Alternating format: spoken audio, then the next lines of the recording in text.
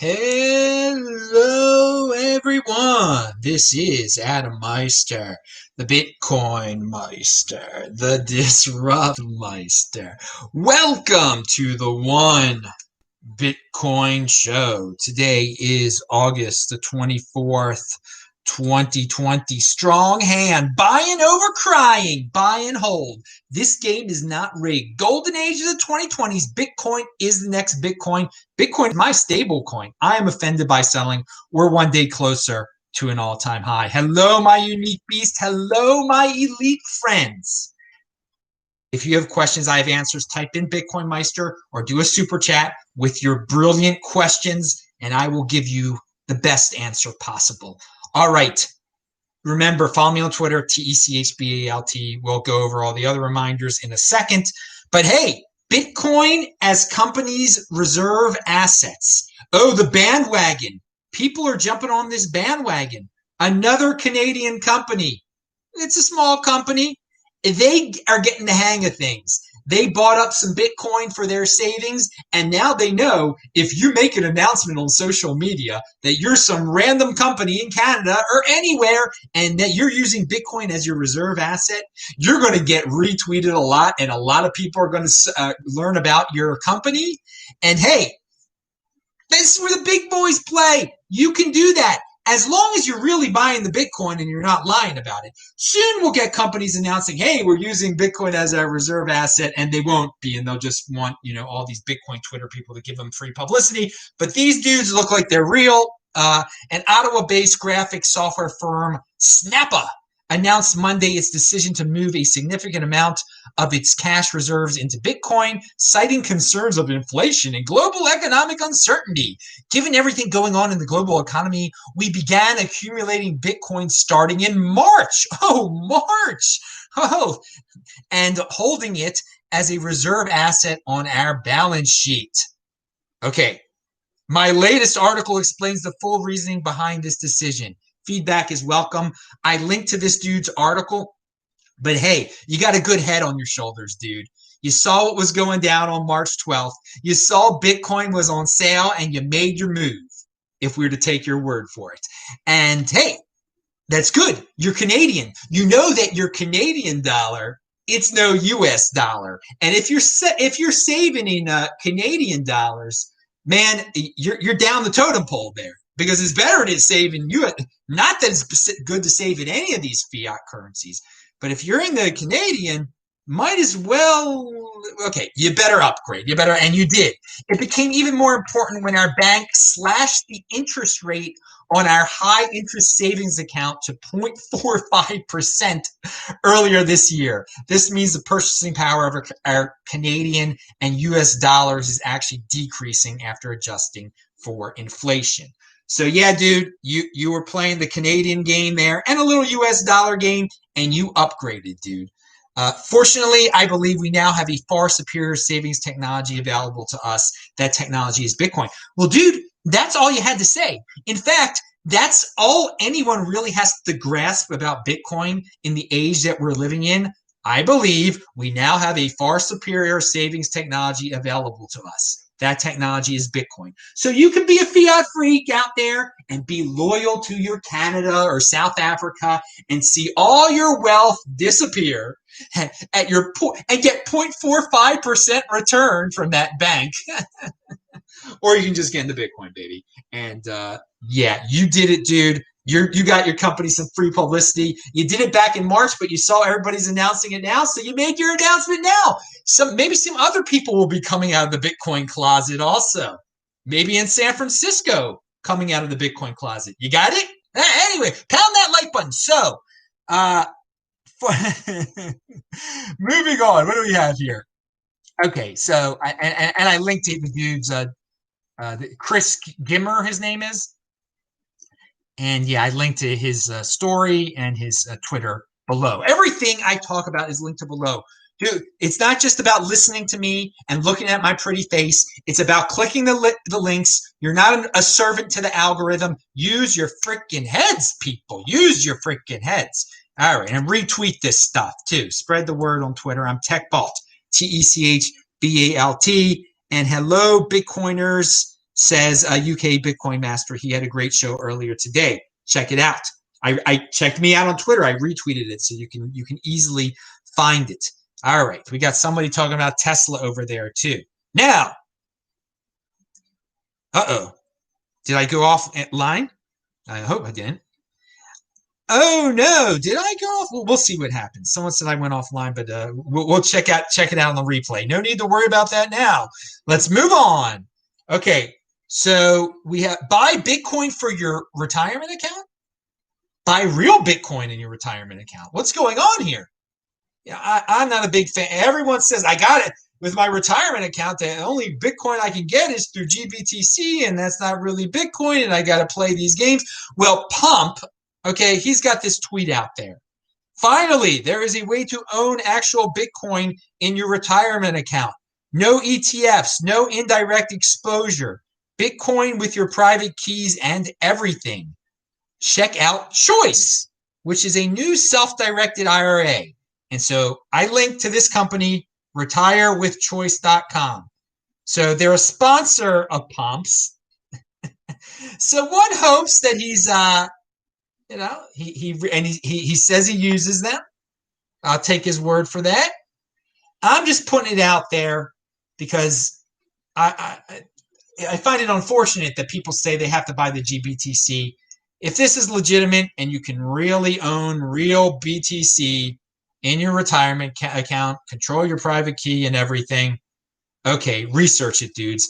Personally, I'm not too interested in it because I got rid of that retirement account a long time ago and I turned it straight into Bitcoin. But hey, I know there are people out there who are stuck in their freaking fiat retirement accounts and they want a way and exposure to real Bitcoin. So, okay, hopefully this company really does this. I think I had heard of these dudes before too. I don't know. Robert says, do crypto exchanges allow, after the sale of crypto, large cash transfers back into the fiat bank? Example, a transfer of $100,000 or more. Well, Robert, they sort of do.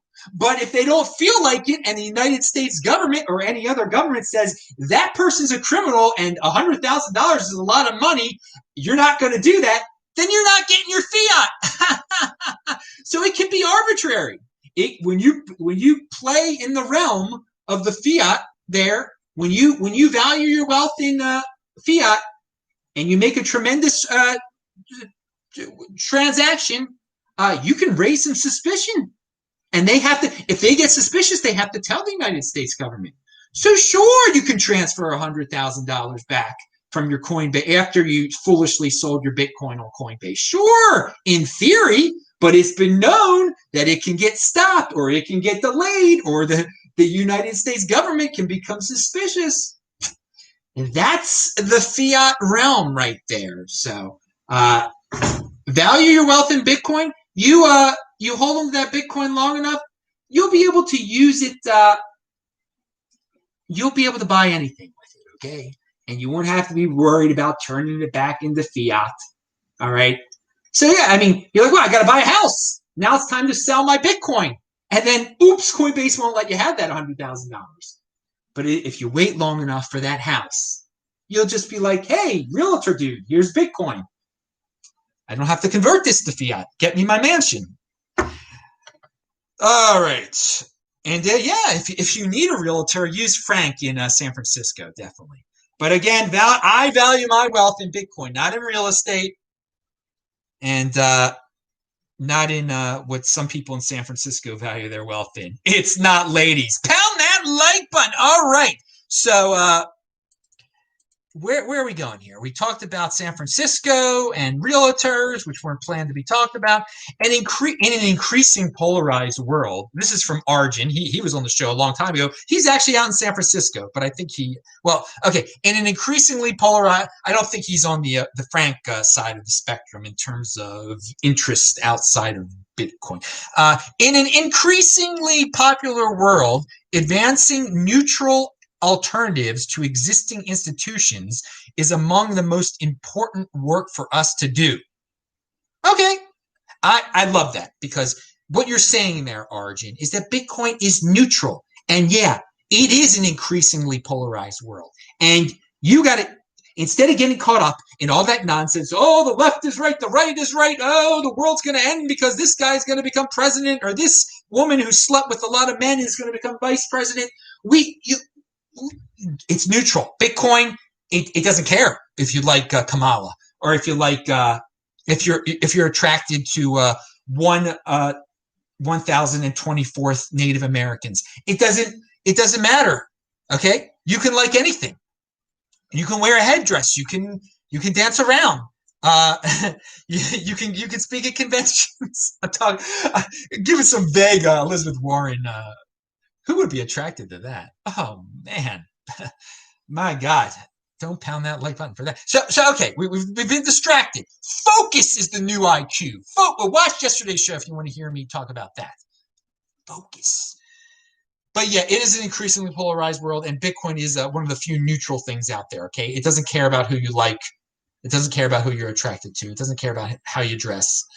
And hey, Arjun wants more people to work on neutral alternatives to existing institutions.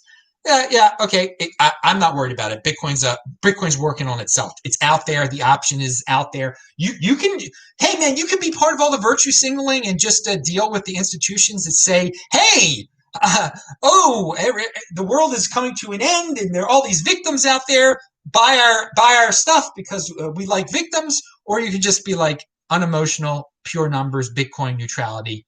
A lot of people forget that is one of the aspects of Bitcoin. Bitcoin neutrality. Okay, it can all those SJWs out there burning stuff down in Kenosha. They can benefit from Bitcoin also. As can I. Anyone. It doesn't discriminate. It doesn't discriminate. Everybody's worried about discrimination these days. Go to something that's neutral. It doesn't. All right. Check out This Week in Bitcoin, DisruptMeister.com. Boris and Guy, Swan, and Tommy were on, and it was a really good time. And techbalt.com. That's where you get all. And thank you for spreading the word, UK BitcoinMeister. You just retweeted everything out there for me. But yeah, we always have a fun time on This Week in Bitcoin. Now, we have a tweet from Jameson Lopp. Velocity of total supply and 1 year active supply, i.e. the supply that has transacted at least once within the last year of Bitcoin, has reached lows not seen since 2011. Folks don't want to part with their Bitcoin. Yes, that's a simple way of saying it. Folks don't want to part with their Bitcoin. I don't like the word folks, so I'm going to say there's some strong hands out there that if they were moving, a lot of people are not moving Bitcoin as often as they previously were. Okay, in the last year, it slowed down the amount of Bitcoin being moved in the last year. So hey, that is good. There's still plenty of people that are throwing it around like crazy, sending it here, sending it there, gambling it there, but the strong hands are getting stronger. That's what it is. Velocity of total supply and 1 year activity has gone down. Good. I like that because it's a savings account. We just talked about that beforehand. It's a new gold. Yeah, I'm glad. I'm offended by something. I'm glad people aren't wasting it on various things. Now, what do we have here? Okay, we'll talk about that. Okay, so Nic Carter says he's going to publish a controversial article. It's going to be controversial. He posted this on Sunday. So I wasn't holding my breath for the controversial article, but it came out today, and it wasn't really that controversial at all. Concerns about Bitcoin's long-term supply credibility are overblown, but not for the reasons you might think. Okay, so he's talking about the fiat freaks out there who think, it's unfair that and I call them fiat freaks because they want there to be more big. They want it to be like the fiat world where the Federal Reserve just decides, hey, we're going to print more. We're going to print more. I mean, they like that. They've decided I got into Bitcoin, but I think that now Bitcoin should print more. I'm not happy with this 21 million lick. Okay? We've known about these people for a while. And Nick, I mean, it seems like old news to me, okay? If people in the future think Bitcoin is broken in some way, then they can fork off and claim they have the real Bitcoin, okay? This is how Bcash was born. And we saw what happened to that. So no doubt that someone, and I've talked about this before, that someone is going to fork off a coin that has more coins, a 42 million Bitcoin, whatever you want to call it. Good luck to them. And you know what? Nic's article here, he draws the same conclusion here. Like, yes, if something goes wrong with Bitcoins, if for some reason Bitcoin supply had to be increased, then it's not Bitcoin, okay? And it will be forked off. And all the people with the original Bitcoin get the forked off Bitcoin. And so the very definition of Bitcoin is 21 million. Yes, it is. That's not old news. That's old news. And it's not controversial at all. But hey, by you bringing this up again and all these people commenting on it, it brings the interest back. I mean, and now Nic doesn't want to make a 42 million Bitcoin, but he by saying he's writing something controversial, people read about it and they're like, okay, yeah, maybe I'll be the one that does it. So he's bringing it. He's making it more possible and more likely that it will happen sooner. And again, I welcome it. Okay, there are plenty of people that love this. I mean, he's trying to get into the argument of like, it's, you know, the fees are not going to be able to support Bitcoin. They're going to need to inflate the supply to make it worth the miners. We've gone through this before. Why worry about this now? Okay, let the future happen. And if people are not satisfied, they can create their own one. Okay, they can create their own their fork, their 42 million fork. And you know, they can do that right now. In fact, okay. I'm not arguing about it now. I'm not wasting my time worrying about it now. Like Nic is saying, he's writing a controversial article about it. It's not controversial at all. It's like, if you don't like Bitcoin, you fork off. If you think it's the end of the world for Bitcoin, then fork it off and let the market decide what the real Bitcoin is, okay? Like Bcash did. They thought it was the end of the freaking world. They forked off their own coin, and yeah, you can see. The world has gone on quite nicely for those of us that held the Bitcoin, all right? The real Bitcoin, which is clear what it is. So, yeah, bring on that 42 million fork, pound that like button, and we'll turn it into Bitcoin. Okay, so you can read Nic's article. It's not too controversial, and it comes to a pretty standard conclusion. But some people got triggered in the thread, so follow him on Twitter, and so a lot of people wasted their breath going back and forth about that. Okay, finally, we're going to conclude with someone in Hong Kong. There's a Hong Kong newspaper out there, and on the cover, and we got a question here, and I'm going to get to that in a second. On the cover of this Hong Kong newspaper is an advertisement for Bitcoin. I have no idea who paid money for that. It probably cost a lot. Hey, but it's the free market. There's no centralized entity. The president, there's no president of Bitcoin that says, "Hey, foundation, we funded a foundation through miners fees and this, that, and the other, and let's buy some advertisements." Okay, if you like that kind of thing, you go to Dash or whatever. Some individual out there, some unique beast, thought it would be cool to blow a lot of money on buying a front page advertisement in a Hong Kong newspaper. Hey, I like it. I like it. If you want to, marketers can market. Okay, there's no marketing built into Bitcoin though. There's no designated organization, official designated organization in Bitcoin, like the Litecoin Foundation. People are like, well, there's something called a Bitcoin Foundation. Yeah, it's not like there is the equivalent of Charlie Lee part of the Bitcoin Foundation? No, there is no. Satoshi Nakamoto is not part of the Bitcoin Foundation. It's just some random thing they made up there. I mean, Litecoin Foundation is the official promotional tool of Litecoin, okay? It's Charlie Lee and all that stuff. If you don't realize the difference between the Bitcoin Foundation and the Litecoin Foundation, you don't get this at all, man. You really don't get this. So let me see. What do we have here? I mean, what is the Bitcoin Foundation anyway? It's like, that's what Brock did. Brock Pierce did that for a while, or some other people have done it and then it went away, or anyone. I can create a Bitcoin Foundation. Anyone can. It's nothing official. There's nothing official here. Like in Litecoin and Dash, they have these things. All right, it's decentralized over here in the Bitcoin land. BLM, Roman says BLM is burning vehicles at car dealerships in Kenosha. Yeah, I saw something. Governments want to tax us to death. just hold Bitcoin and control your private keys, and none of this affects you. Yeah, and of course, none of it. No, it doesn't affect you at all. Any of these ridiculous current events that are going on if you're in the Bitcoin overlay. So thank you, Roman Q, for that comment. Thanks for all the support, dudes.